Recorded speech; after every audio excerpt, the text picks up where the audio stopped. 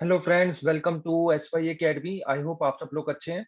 Friends, इस video में हम थीम नंबर 13 की बात करेंगे और मेरे हिसाब से अगर आप बोलें तो पूरी की पूरी आपकी हिस्ट्री जो एनसीईआरटीज हैं, पार्ट 1, पार्ट 2, पार्ट 3, उसका सबसे इम्पोर्टेंट चैप्टर अगर कोई है तो ये है, जिसपे क्वेश्चंस ना कि जस्ट आपकी 12th की एनसीईआरटी अगर स्कूल के एग्जाम्स दे रहे हैं सीबीएसई के उसमें आते हैं, बल्कि बीए में देंगे, एमए में देंगे, या कभी कोई क्विज कंपटीशन में चले गए आप उधर देंगे, केबीसी में चले गए वहां पे भी इनके क्वेश्चंस होते हैं। उसके बाद अगर आप यूपीएससी के लिए प्रिपेयर करें तो भर के क्वेश्चंस होते हैं इसमें, स्टेट पीसीएस हर जगह आपको इस चैप्टर से क्वेश्चंस दिखेंगे, right. Despite of the fact कि महात्मा गांधी की इंपॉर्टेंस थोड़ी सी कम हो गई है, बिकॉज बिकॉज थोड़ा सा नेगेटिव व्यूज काफी ज्यादा पढ़ाए पढ़ाए जा रहे हैं, बताए जा रहे हैं लोगों के द्वारा। इन आप देखेंगे व्हाट्सएप में, आप देखेंगे फेसबुक और सोशल मीडिया में, जिन लोगों को ज्यादा महात्मा गांधी की नॉलेज नहीं है वो थोड़े से नेगेटिव व्यूज काफी फैला रहे हैं। तो उससे थोड़ा सा नेगेटिव इमेज भी बन गई है कि महात्मा गांधी ने कुछ नहीं किया, महात्मा गांधी ने देश को डिवाइड करा, महात्मा गांधी ने हमारी आजादी में डिले करवाया, महात्मा गांधी ये, महात्मा गांधी वो, महात्मा गांधी का इंडिपेंडेंस में कोई रोल नहीं था। ठीक है, ये सब बातें आती हैं। आई थिंक ये सारी चीजें जो है आपकी इस चैप्टर में क्लियर हो जाएंगी। तो अगर हम एग्जाम परस्पेक्टिव से देखें तो भी ये बहुत इंपॉर्टेंट चैप्टर है, और अगर हम वैसे ही जनरल देखें तो भी बहुत ज्यादा इंपॉर्टेंट चैप्टर है। और अगर आप देखें कि आपको अपना करियर एक डेवलप करना है, ठीक है, not just in political field, आपको अपना करियर में भी एक गवर्नमेंट सर्वेंट की तरह डेवलप करना है, आपको एक अपना करियर किसी प्राइवेट सेक्टर में डेवलप करना है, या आपको कुछ भी बनना है, तो ये चैप्टर आपके लिए काफी इंपॉर्टेंट है। आपको उसमें समझ में आएगा कैसे मैं लोगों का विश्वास जीत सकता हूँ, कैसे मैं एक अच्छा लीडर बन सकता हूँ, कैसे मैं सब लोगों को एक साथ आगे लेके आगे बढ़ सकता हूँ। उसके बाद एक एथिक्स करके टॉपिक भी होता है जो काफी एग्जाम्स पूछ रहे हैं, यूपीएससी का एथिक्स का पेपर होता है, स्टेट पीसीएस में भी होते हैं, उसके लिए भी ये चैप्टर इंपॉर्टेंट है। तो चलिए दोस्तों, ये चैप्टर बिगिन करते हैं। इस चैप्टर का नाम है Mahatma Gandhi and the nationalist movement, right. और यहाँ पे आप देखें तो सिविल डिसओबीडियंस एंड बियॉन्ड। तो सिविल डिसओबीडियंस किया था गांधी जी ने, और उसके एक कदम, या आप कह सकते हो 2-3 कदम आगे चले गए थे। वो सब चीजें हम दोस्तों इस वीडियो में देखेंगे। तो महात्मा गांधी, इनका नाम असली नाम तो मोहनदास करमचंद गांधी था। किस सन में ये पैदा हुए थे ये आप कमेंट सेक्शन में लिखेंगे, ठीक है। किस सन में पैदा हुए थे और कहाँ पे, किस जगह पे पैदा हुए थे, ये आप कमेंट सेक्शन में दोस्तों लिखोगे। और मे बी आप कह सकते हो वन ऑफ दी कोई ऐसे इंडिविजुअल जो भारत में पैदा हुए हैं, और इनसे शायद बेटर आपको इंडिविजुअल भारत में पैदा हुए ना दिखे हो। एंड यहाँ पे आप किस ग्रेड से ग्रेड को कंपेयर कर सकते हैं, तो महात्मा गांधी का वो लेवल है। और इनको father of Indian national movement क्यों कहा जाता है ये भी हम थोड़ा सा यहाँ पे देखेंगे। तो देखिए यहाँ पे एक इंडिविजुअल की काफी बार क्या होता है दोस्तों, बहुत ज्यादा इंपॉर्टेंस हो जाती है उनके नेशन के लिए, राइट। वहीं पे महात्मा गांधी का नाम सबसे पहले आता है। किसी भी बच्चे से भी आप देखें तो पूछेंगे कि भारत के नेशनल मूवमेंट में सबसे बड़ा रोल किसने प्ले करा, तो वो भी बच्चा गांधी बोलता है, क्योंकि पेरेंट्स भी यही सिखाते हैं, राइट।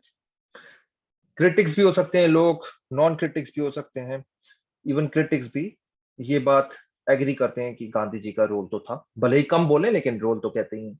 और सबसे पहले नाम आगे इन गांधी जी का ही आता है, राइट। तो ऐसे ही है। तो सिंगल इंडिविजुअल आप देख सकते हो मेकिंग ऑफ अ नेशन में काफी इंपॉर्टेंट होता है। एक चीज हम दोस्तों इस वीडियो में सबसे ज्यादा हम देखेंगे कि इंडिपेंडेंस तो ठीक है, एक बात हो गई जो हमें 1947 में मिली, राइट। इसके मल्टीपल रीजंस थे। मैं ये बिल्कुल भी नहीं कह रहा कि गांधी जी की वजह से इंडिपेंडेंस मिली, और वो आपको इस चैप्टर में क्लियर भी हो जाएगा। लेकिन आपको एक चीज यहाँ पे जो समझ में आएगी ना, मेकिंग ऑफ अ नेशन, बहुत बड़ा वर्ड है दोस्तों। भारत जो बना, आज का भारत मतलब कैसा भारत, हमारा देश डाइवर्स है। हमारे देश में multiple caste, creed, religion, even even gender equality भी है ना दोस्तों। हमारा देश जब आजाद हुआ एक ऐसा देश था जिसमें वुमेन को राइट टू वोट स्टार्टिंग से दिया गया है। ऐसा यूनाइटेड स्टेट्स में भी नहीं था, ऐसा यूके में भी नहीं था कि स्टार्ट से राइट्स दिए गए हैं, राइट। वुमेन को भी इतनी इंपॉर्टेंस दी।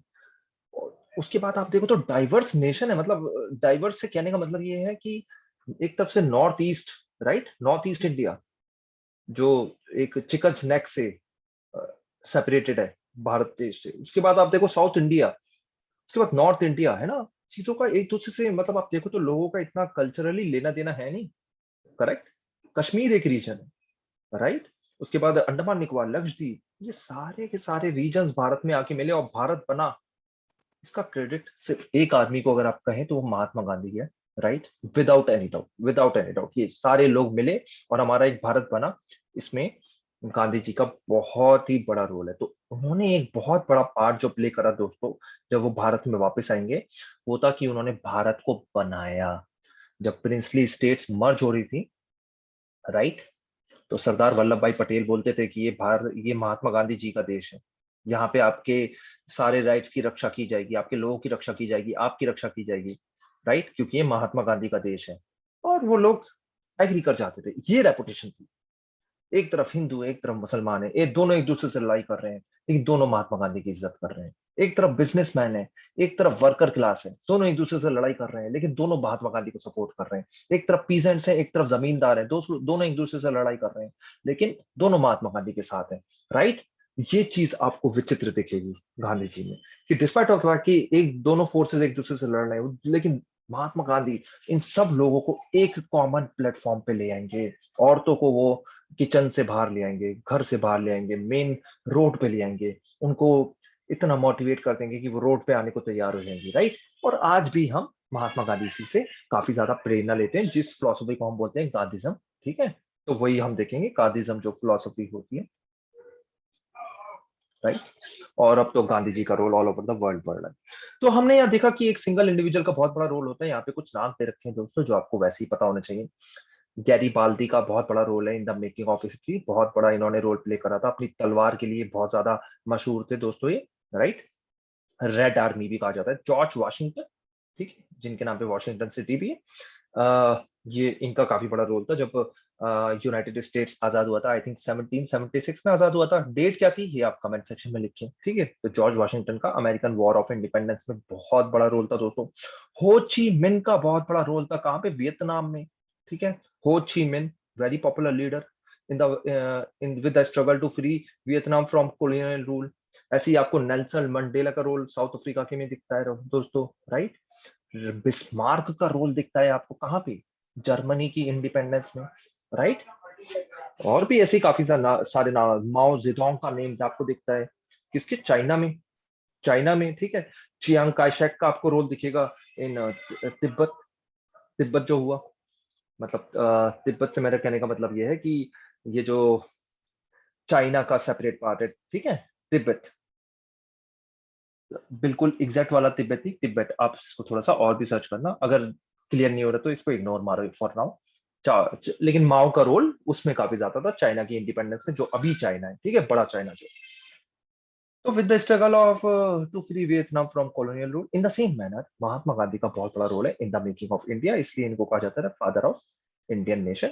और यहाँ पे काफी सारी चीजें दे रखी हैं। हम जो क्रूशियल पीरियड डिस्कस करेंगे वो ये है 1915 से लेकर 1948। 1915 क्यों लिखा है, 1915 इसलिए लिखा है क्योंकि वो साउथ अफ्रीका से वापस आए थे इसी टाइम में, राइट। और 1948 में उनकी डेथ हो गई थी, right.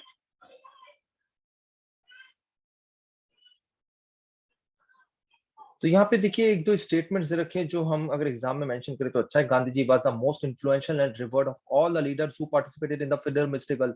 The characterization is not misplaced. However, like Washington or Ho Chi Minh, Mahatma Gandhi's political career was shaped and constrained by the society in which he lived. अब यहाँ पे एक लाइन लिखी जिसकी वजह से मैंने आपको पढ़ाया, for individuals even great ones are made by history even as they make the history. इसका क्या मतलब है, ये आप कमेंट सेक्शन में मुझे एक्सप्लेन करें। For individual even great ones are made by history even as they make history, है ना। तो इस लाइन को आप थोड़ा सा एक्सप्लेन करो, क्योंकि ये लाइन थोड़ी सी इंपॉर्टेंट है और ये आपको एग्जाम में आ सकती है, राइट।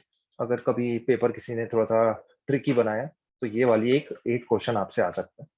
ये देखिए गांधी इतने सारे लोगों को उस टाइम में वापस, व्हाट्सएप वगैरह कुछ नहीं होता, लेकिन देखो इतने सारे लोग गांधी जी के लिए आ गए। कहाँ पे, सॉल्ट मार्च हो रहा है दोस्तों, है ना। Salt march civil disobedience movement से पहले हुआ था। People gather on the banks of Sabarmati river, कहाँ पर है, कहाँ पर है, गुजरात में, to hear Mahatma Gandhi speak before starting out on the salt march in 1930, right. तो सॉल्ट मार्च है, गांधी जी 78 लोगों के साथ गए थे। और सरप्राइज आप सरप्राइज रहेंगे आप कि गांधी जी इस टाइम में बहुत उम्र एज काफी ज्यादा थी, लेकिन वो तब भी थके नहीं, वो चलते गए चलते गए चलते गए, सबसे आगे अपने आप को मूवमेंट को लीड करा। तो फ्रेंड्स ये हो गया इंट्रोडक्शन दोस्तों। इस बात में हम यहाँ पे नेशनल मूवमेंट्स सारी डिस्कस करेंगे। नेशनल मूवमेंट्स में आप अगर देखें तो हम यहाँ पे नॉन कॉपरेशन मूवमेंट डिस्कस करेंगे, सिविल डिसोबीडियंस मूवमेंट डिस्कस करेंगे, क्विट इंडिया मूवमेंट डिस्कस करेंगे, और गांधी जी का इन सब में काफी ज्यादा मेन रोल है। ये 3 मेन मूवमेंट्स हैं गांधी जी के, ठीक है। तो ये सब हम डिस्कस करेंगे जब वो भारत वापस आए। Friends thank you and take care. Next video में हम डिस्कस करेंगे गांधी जी के बारे में कि वो एक लीडर कैसे बने, उन्होंने अपने आप को कैसे अनाउंस करा स्टेज पर। Thank you and take care.